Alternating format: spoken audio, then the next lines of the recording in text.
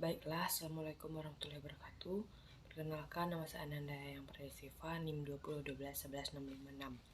Saya akan membacakan ASKEP saya, yaitu laporan kelolaan.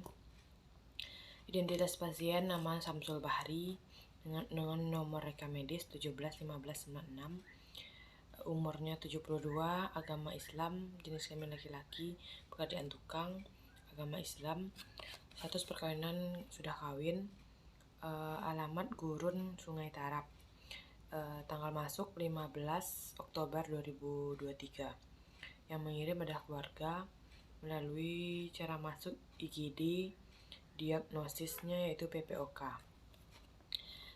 Penanggung jawab yaitu Nur Samsirna, 51 tahun, hubungan dengan pasien adalah istri, pekerjaannya IRT, alamatnya di Gurun, Sungai Tarap. Selanjutnya yaitu riwayat kesehatan sekarang. Pada tanggal 15 Oktober 2023, pasien masuk melalui IGD pada pukul 21.35 WIB dan pasien mengeluh sejak seminggu. Sesak dipengaruhi oleh cuaca, sesak memperberat, tidak hilang dengan istirahat, nyeri dada, batuk berdahak sejak kurang lebih 1 minggu, mual, muntah kurang lebih 4 kali, isi apa yang diminum dan dimakan dan badan merasa letih. Alasan masuk rumah sakit, pada saat dilakukan pengkajian, pasien mengeluh sesak nafas, nyeri dada, dan badan letih. Upaya yang dilakukan yaitu pasien mengatakan cuma meminum obat warung tanpa resep dokter. Lalu riwayat kesehatan dahulu, pasien mengatakan ada riwayat penyakit hipertensi sejak 3 tahun yang lalu dan riwayat PPOK sejak 2 tahun yang lalu. Riwayat kesehatan keluarga, pasien mengatakan tidak ada penyakit terdahulu. Pola persepsi dan penanganan kesehatan. Persepsi terhadap penyakit, pasien pasrah dengan keadaan yang dihadapi. Pasien tidak meminum alkohol atau obat lain. Obat-obatan warung ada. Kepatuhan terhadap terapi obat patuh. Berat badan pasien 50, tinggi badan 165, IMT-nya 50 per 1,6 dikuadratkan, 50 per 2,56, itu 19,53. Penurunan BB dalam 6 bulan terakhir yaitu 10 kilo. Pola makannya yaitu 2 kali sehari, pagi dan siang. Yang disukai yaitu gulai ayam. Jenis dietnya yaitu ML TKTP tanpa telur tambah ikan laut. Nafsu makannya menurun, jumlah diet yang dihabiskan setengah porsi, keluhan muntah, NGT tidak kesulitan menelan. Pola minum 5-6 kali, jenisnya air putih, jumlahnya kurang lebih 6 gelas, tidak ada pantangan minum yang disukai kopi. Di rumah sakit, frekuensi minum sama 5-6 kali, jenisnya air putih, jumlah besar dari 6 gelas. Pembatasan cairan tidak ada. Air putih tambah susu kurang lebih 160 cc, infus 1000 per cc, 15 kali IWL, 15 kali BB per 24, 15 kali 50 per. Baiklah, dari skor screening nutrisi mendapatkan nilai 0,1101 dengan jumlah 3, berarti pasien termasuk golongan risiko tinggi. Pola minum, di rumah 5-6 kali dengan minum air putih, kurang lebih 6 gelas, tidak ada pantangan minum yang disukai kopi. Kalau di rumah sakit 5-6 kali minum air putih, kurang lebih 6 gelas. Intake cairan 24 jam. Air putih tambah susu kurang lebih 1500 cc, infus 1000 cc. Jadi IWL-nya 15 kali BB per 24, 15 kali 50 per 24 sama dengan 31,25. Output cairannya yaitu urin 100 cc tambah IWL. Perhitungan balance cairannya, intake kurang output, 1500 cc dikurang 1000 cc ditambah 31,25, yaitu 531,25.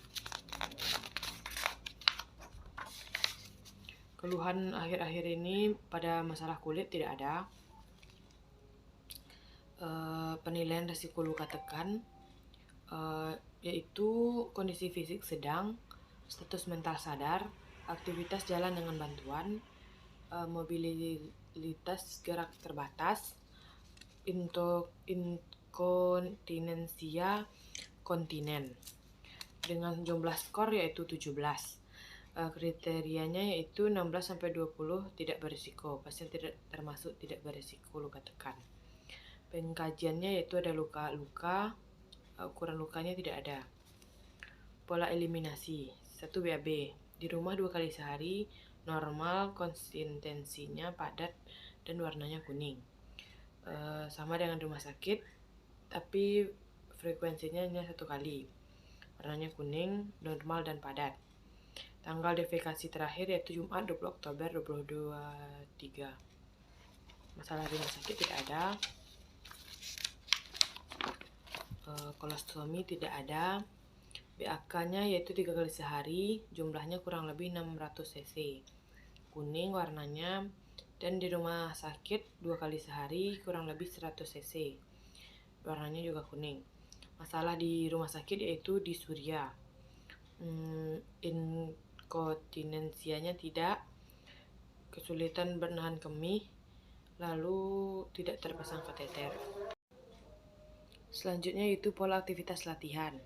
Instrumen penilaian indeks skala Batel dengan total skor 80, yaitu 21-99 yaitu ketergantungan sebagian. Kebersihan di rumah diri yaitu 2 kali sehari mandi, gosok gigi 2 kali sehari, keramas 1 kali sehari, potong kuku 1 kali 5 hari. Mandinya kalau di rumah sakit, mandi 1 kali sehari, gosok gigi 1 kali sehari, keramas 1 kali seminggu, potong kuku 1 kali seminggu. Alat bantunya tidak ada. Selanjutnya yaitu pola istirahat tidur. Di rumah tidak ada tidur siang, tidur malam 10 jam. Kurang lebih jam tidurnya di atas jam 8. Di rumah sakit tidur siangnya hanya 1 jam, malamnya 8 jam. Jumlah tidurnya kurang lebih 8 jam. Masalah di RS yaitu terbangun dini, merasa segar pada saat tidur, ya. Pola kognitif dan persepsi. Status mentalnya sadar, bicara normal, bahasa sehari-hari bahasa daerah, kemampuan membaca tidak bisa, kemampuan komunikasi bisa, kemampuan memahami bisa, ansietas sedang, sebab lelah dalam bekerja, pendekaran DBN, penglihatan DBN, vertigo tidak, ketidaknyamanan atau nyerinya nyeri kronik. Deskripsi P sama dengan pasien mengatakan nyeri saat batuk, Q nyeri seperti ditusuk, R berfokus pada satu titik, skala nyeri pasien 5-6 muncul secara terus-menerus. Pekerjaannya yaitu tukang, status pekerjaan bekerja, sistem pendukungnya ada pasangan, keluarga serumah ada 2 orang, keluarga tinggal jauh yaitu ada 2 orang. Masalah dalam keluarga yaitu tidak ada. Kegiatan sosial, gotong royong di masjid. Lalu persepsi diri, body atau gambaran diri, keluhan karena kondisi tubuh. Tuan S mengalami keluhan sakit pada dadanya. Role atau peran. Tuan S mengalami perubahan peran karena kondisi saat ini. Identitas, Tuan S merasa kurang memiliki potensi pada saat ini. Harga diri, Tuan S mengeluh dengan fisiknya yang sakit. Ideal diri, Tuan S pasrah dan terserah pada Tuhan akan takdirnya. Coping, pasien mengatakan masalah pada finansial ketika di rumah sakit. Hal yang dilakukan pada saat masalah itu berdoa dan memohon kepada Allah. Penggunaan obatnya tidak ada. Emosi pada sehari-hari adalah santai. Agama Islam, penentangan agama tidak ada.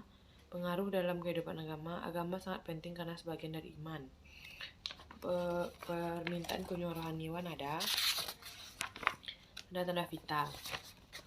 36,5 suhunya, nadi 135, tanda tekanan darah 140/90 mmHg, respirasi yaitu 30 kali per menit, tinggi badan 165, berat badan 50, di rumah sakit 48.